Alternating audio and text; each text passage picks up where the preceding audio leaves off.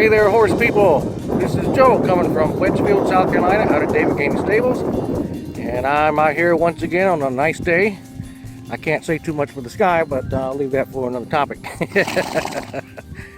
I got right here with me Bella. I don't think I've made a video of her yet with me taking her out here. I've already ridden her before I started filming, so you know she doesn't really need much any work. Bella is pretty much ready to go.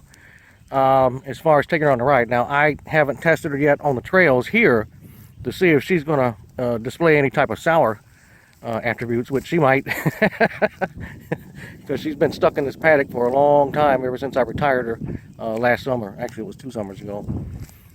But anyway, this is Bella, and I brushed her down and gave her a couple of treats on here. And now, I'm going to show you the difference between Moon and in some cases easy peasy. Bella's probably one of my better horses, other than the fact that she's got a string-halt problem on that back leg right there.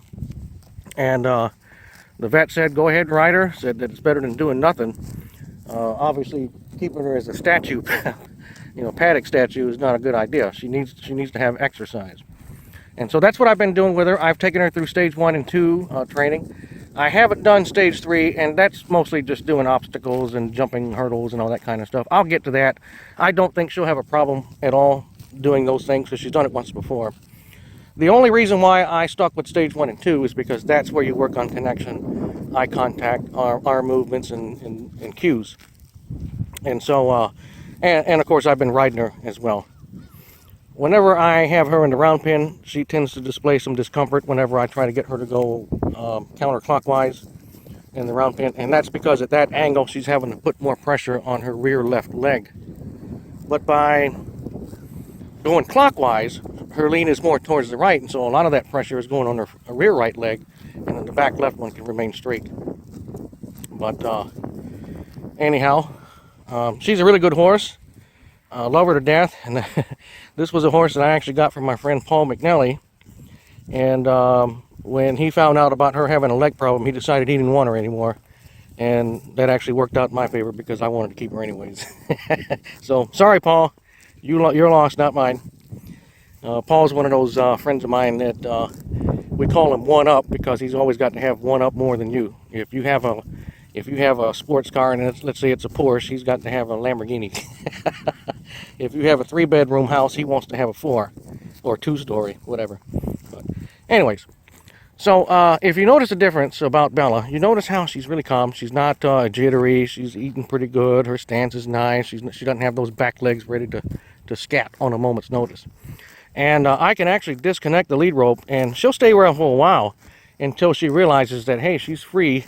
And instead of running back to the paddock, she'll dart out there. And she's not afraid to go out there. The only problem with that is I let her do that once before. Now, if she's by herself, she won't take off. But if she has Moon or Easy Peasy or any other horse out here, she'll take off and she'll go exploring. And there was one time where through the corner of those woods, looking straight ahead from the camera view, there is an access point to a trailer park, and that's where her and Moon and Easy Peasy ended up. But I'm going to step away from Bella, and you notice how she's not following me, right? That's not because of disrespect or anything like that. Well, actually, I spoke too soon. She came up. And that's because, this is not because of fear. This is because she thought that I was asking her to move forward. So what I'll do is I'll slowly work my way again, just let her graze. And let her know that, you know, she's safe out here with me, herding her out in the open. Whereas Moon, he would have already come up to me and started crowding me, especially if he heard something. And if you notice so far, Bella hasn't lifted her head a single time yet, despite all the wind blowing and the rustling of the trees or anything like that. She's not showing any signs of being tense or scared or concerned about the boogeyman. And she's actually doing pretty good. And if I wanted her to come over here, which I'm not going to ask her, but if I wanted to, all I have to do is just signal with the rope halter.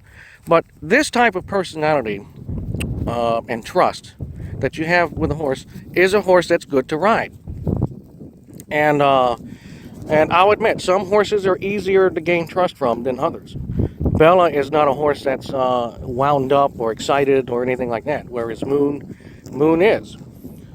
They both have their advantages and disadvantages. You know, if you have a horse that's really spooky, because maybe of abuse or something like that, or a bad experience, it's easier to train horses like that to get them to listen to your cues, but it's more difficult to get them to build trust. Whereas a horse like this, who is more laid back, it can be a little bit more difficult to get them to listen to you, particularly quarter horses like Easy Peasy. Now Bella, she's a quarter horse.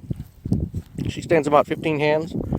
I didn't have any major problems with her. When I first got her, one of the first things that I had to do with her was teach her, you know, not to run away from me whenever I went to go catch her.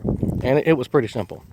And that was because the former owner had this rigid halter on there, those buckled waste of money halters that he put on, and it was growing into her head.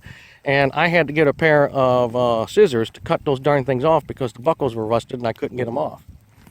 And her herd buddy was a little pony named Shelby, and you guys all heard about her once before. But anyways, she was a really easy horse to work with. In fact, my very first ride on her, once I did the groundwork, is I took her in the large ring and I cantered her for about 20 minutes. I got some of that on video. It's one of my first videos. And I had to set the camera up on my truck because I didn't have anybody to record it. And man, it was wonderful. I just couldn't believe the gait that she had for a quarter horse, because Easy Peasy, being a quarter horse, he's got a really rough gait. It's bouncy. It's hard to sit the seat in him when you're riding Western. I can sit the seat with Bella, even though she has an exaggerated bounce too.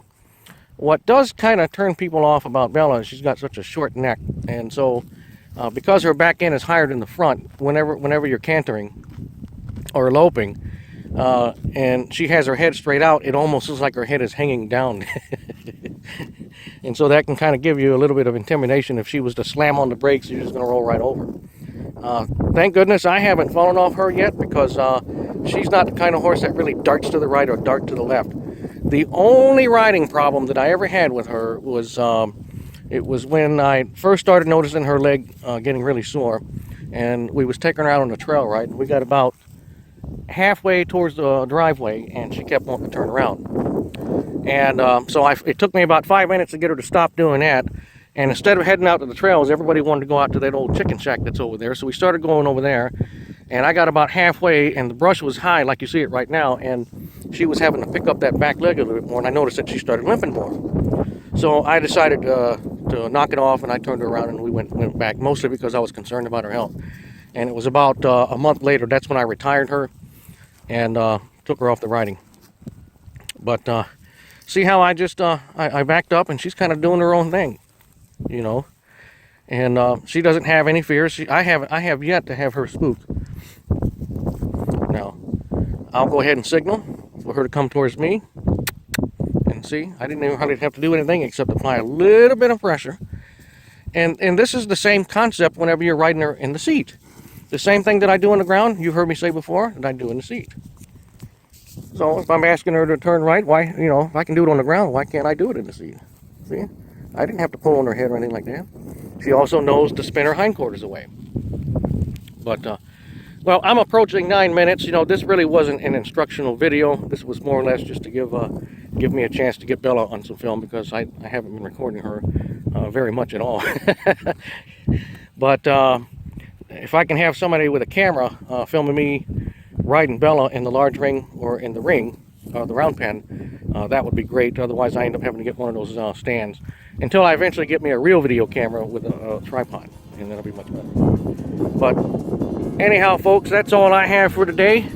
For those of you who enjoy my videos, I appreciate that, and I look forward to making more for your entertainment. You know, I may not be the professional Clinton Anderson or Pat Pirelli, and I know everybody wants to see a video of me getting bucked off, but since I can't record it while I'm riding, not much of that chance to happen. But anyways, you guys have a great day. Take care of yourself, and we will see you next time. Enjoy your day, folks. Bye-bye.